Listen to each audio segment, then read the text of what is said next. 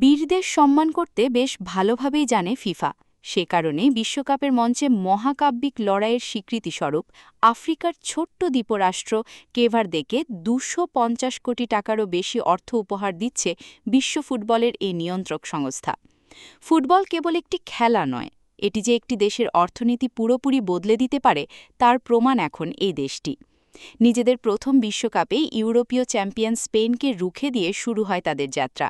এরপর উরুগুয়ে বিপক্ষে ২-২ এবং সৌদি আরবের সাথে ড্র করে অপরাজিত থেকেই শেষ ৩২-এ জায়গা করে নেয় দলটি।